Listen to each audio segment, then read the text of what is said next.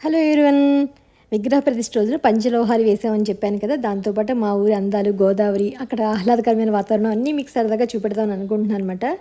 విగ్రహాలు ప్రతిష్ఠ చేయడానికి ముందు అక్కడ ఏదైతే ప్రదేశం ఉందో అక్కడ పంచలోహాలు వేస్తాం అనమాట. మనం ముందుగానే తెచ్చుకున్న నవధాన్యాలు కానీ పంచలోహాలు కానీ వేస్తారు. అంటే బంగారం, వెండి, పగడం, ముత్యం, రాగి అనుకుంటా 5 కలిపి ఇలా సెట్ కింద ఇస్తారనమాట. మనకి బంగారం షాపులు అడిగితే ఇస్తారు. అన్నయ్య గారు అంటే మా వదిన వాళ్ళు మా అందరికీ కోసం తెచ్చారనమాట. మన గోత్రనామాలు చెప్పుకొని మనం ఎక్కడైతే విగ్రహాలు పెడతారుగా, ఇక్కడ ఏంటంటే వల్లి దేవసేన సమేత సుబ్రహ్మణ్య స్వామి కాబట్టి ఇక్కడ ఒకసారి వేసాము. అలాగే పైన శిఖరం దగ్గర కూడా పెడతాం. ఎందుకంటే 3 ఇంపార్టెంట్ భాగాలు: శిఖరము, ధ్వజస్తంభము, విగ్రహం ఎక్కడైతే ప్రతిష్ఠ చేస్తాం అక్కడ.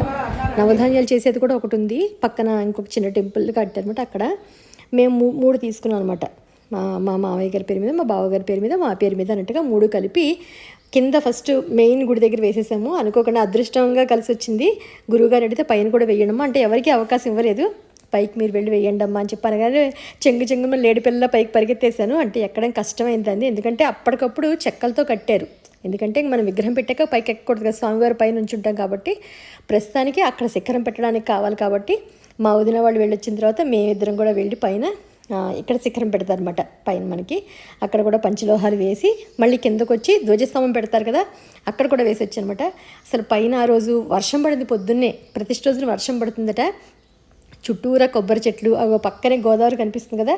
ఆ గోదావరి పెరిగినప్పుడే, వర్షాకాలం పెరిగినప్పుడే ఇటు మొత్తం ఊళ్ళోకి వచ్చేస్తుంది. ఇంకా గుడంతా కూడా వచ్చేస్తుంది. అందులో ఇప్పుడు కొంచెం ఎత్తుగా కట్టి పెద్దగా కట్టారనమాట. ఎందుకంటే అత్తయ్య గారు వాళ్ళు కూడా పాపం 2-3 ఏళ్ళకి ఒకసారి గోదావరి ఇంట్లోకి వచ్చేసి మోకాళ్ళలోతు ఇంట్లో కూడా వచ్చేసి ఇబ్బంది పడిన రోజులు ఉన్నాయి పాపం.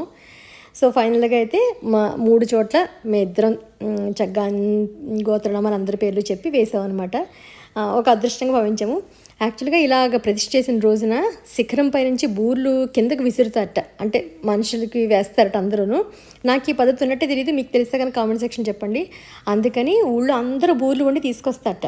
అక్కడ వంట వాళ్ళు మాకు ఒకళ్ళు భోజనాలు ఏర్పాటు చేశాను కదా, వాళ్ళ ఇంట్లో కూడా 108 బూర్లు చేయాలి అంటే ఇంకా అంతగానే ఎక్కువే చేయాలనుకున్నట్టుగా ఆడవాళ్ళందరం కలిసి కబుర్లు చెప్పుకుంటూ చక్కగా బూర్లు అందరూ చుడుతూ పాలు పంచుకున్నాం. ఎంత సందడిగా అనిపించిందో. మేము కూడా వస్తామో శిరీష అని యూట్యూబ్లోనూ అని అడుగుతున్నాను అనమాట అందరూ.